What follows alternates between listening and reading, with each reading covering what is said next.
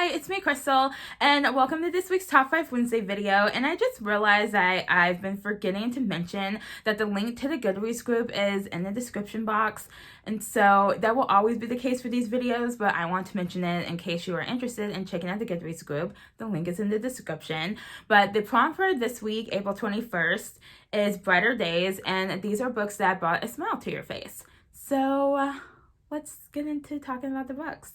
So the first book I wanted to talk about is the manga classics version of Pride and Prejudice by Jane Austen. If you're not familiar with manga classics, they take the classic story and they adapt it into a manga format. And so usually what we lose is some of the description and like some of the inner dialogue.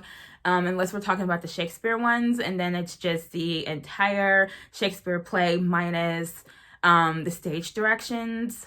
We should all know what the story is about at this point, but if you don't know, it's about this family, and you have the parents, and they're trying to get their two eldest daughters married off into good matches. And at first, they want one of their daughters to marry their cousin so that they can keep the property and the family after the father inevitably passes away. But the daughters are not interested in that. And then one day, a very wealthy man buys the property next door, which is, I think, a couple miles away. But now the mom, who is absolutely ridiculous, and this kind of like slightly dramatic manga format works really, really well for Mrs. Bennet. So now Mrs. Bennet really wants to get one of her daughters married to the rich man next door.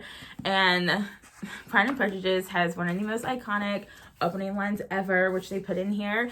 And it is a truth universally known that a single man with a good fortune must be in want of a wife. Absolutely love Pride and Prejudice as a story.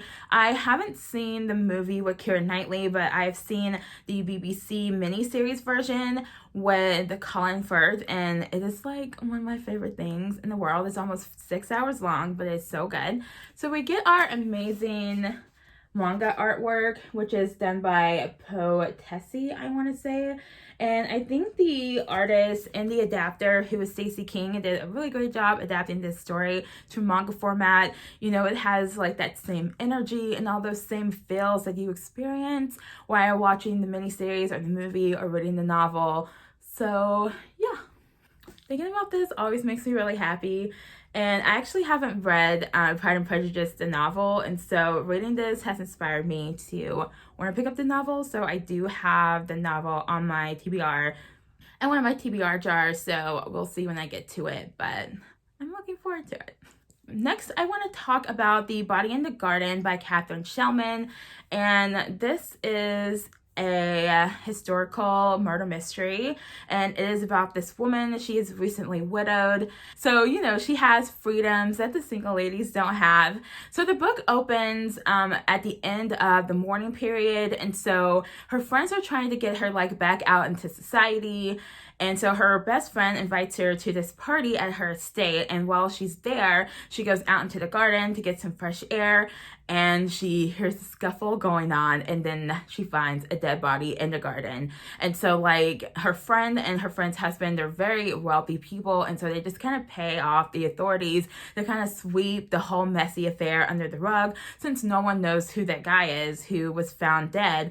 But main character does not let it go, and she takes it upon herself to figure out who this man is and who killed him and why. And this is so fun. I listened to this on audiobook last summer. And I don't read a lot of murder mysteries, but I tend to really enjoy them when I do. And I really like this because like they were just like these twists, you know. And so like the whole time I'm listening to it, I'm trying to figure out who the murderer is and who this guy is and like what's going on. And oh my gosh, I like did not figure it out until like I literally went through like every single person, and there was only one person left, and I was like, oh my gosh, how did I not see this? And then it's revealed, and I'm like, I can't believe I didn't see this, because like once you know, you're like, oh well, obviously. It's so obvious. It's like oh my gosh, it was so good. It's like the characters are there the whole time, and like everything you need is there the whole time, but like I just didn't put everything together. And I just like being surprised, because usually I find things pretty predictable, even if I still really, really enjoy the story. I usually find things pretty predictable. It's easy for me to figure things out because that's what I devote all my energy to while I'm reading the book or listening to a book or watching a movie or a TV show or whatever. And so, yeah, I always get really excited when I'm just like completely blindsided. It's so fun. And the next book I want to talk about is Son of a Witch. And this is an anthology of like witchy short stories.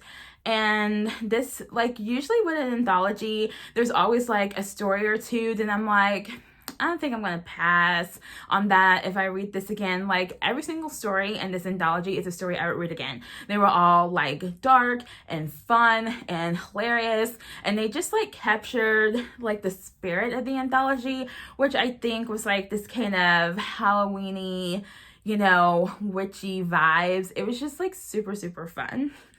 And I'm a pretty big fan of anthologies in general, and so it's very rare. I can't think of a single other anthology that I've read where I actually liked every single story that I read.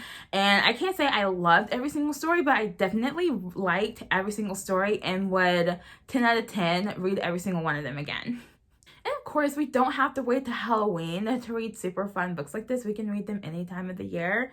But if you are wanting something fun and witchy to put on your like fall TBR, this is a really good option, especially if you don't read a lot of anthologies and you like a darker vibe.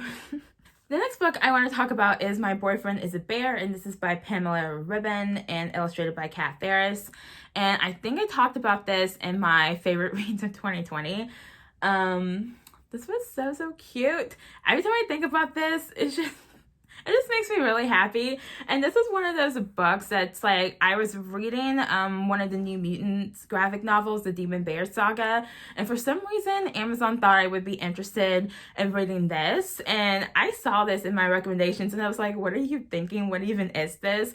And so I was reading through the reviews and everybody was talking about how adorable it was and just how good it was, and some people said it made them cry. And this is so good, okay? Like, I know it seems like so ridiculous, but it is so good. It's about this young woman, and she is in a relationship with an actual bear. And so she talks about the ups and downs of being in a relationship with a bear. And she also talks about how some of her friends and family members are not very supportive of her dating the bear. And so we have this to navigate, and, you know, they have to learn how to work together and how to live together and coexist together, you know, and just how to deal with, you know, relationship issues. And it's just super heartwarming and adorable and hilarious. And you can see we have this really fun art style. And this is a scene when she's just gotten out of a bad relationship, and so she is out drinking too much with her friends. So obviously this is a graphic novel geared towards adults, but yeah, it's really fun. And the last book I want to talk about, oh my gosh, I'm trying to be so careful with this book. The last book I want to talk about is the Forbidden Game Trilogy by L.J. Smith. And this cover is taped on, so I guess I don't have to worry about it falling off, but let's just take a look at how beat up this book is. This book has been read several times. It is so well loved. It is one of my favorite books of all time.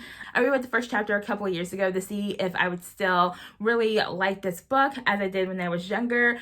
And I was still like super wrapped up in the story and I would have kept reading, but I was just doing an experiment. But anyway, I do want to reread this trilogy at some point. I mean, like, book one is definitely my favorite of the three, but I just really like this. It's very moody and angsty, and it's just, you know, it's very atmospheric and dark. And so it's about this girl, and she's throwing a birthday party for her boyfriend that she's been with for forever. And they've been together so long that her boyfriend is kind of taking her for granted. And she's just like, I don't know, I love him, and so it's fine. And so she wants to do something different because they're like seniors now. I think they're seniors, or maybe they're juniors. How old are these people? Anyway, they're getting a little tiny bit older, and so she wants to do something more sophisticated for his birthday party. And so she's going to this part of town that she never goes into to try to find something for them to do, like some kind of game for her and her friends to do that would be like different and like more sophisticated than like what they normally do. And she finds this store just called More Games, and she goes in and she meets Julian. And Julian is from the Shadow World, and he is so creepy, but like in a fun book way. And so he is trying to draw Jenny, our main character, into his shadow world. It is so good. It's so good. And I just love this so much. And I really want to get like a new copy of this book. Because this is falling apart, and every time I touch it, I'm like, is this one going to disintegrate in my hands? This is a pretty old book. I think, I don't know when the original books were published, like when book 1 was first published by itself. But this bind up, I think it has a publication date of like 1994. I didn't get it in 1994. I got it later than that. But I've had this book for a long time, and I want to get, if it ever exists, I want to get like a hardcover, like special edition version of this if it ever exists. But I will settle for just getting something that I'm not afraid is going to fall apart if I drop it, because if I drop this, I feel like a bunch of pages are going to come out. But anyway, yes, I love this book so much. And yeah, every time I think about it, it just makes me happy. And I just remember like how I was feeling the first time I read this book. And I remember how I was feeling when I was reading that first chapter again.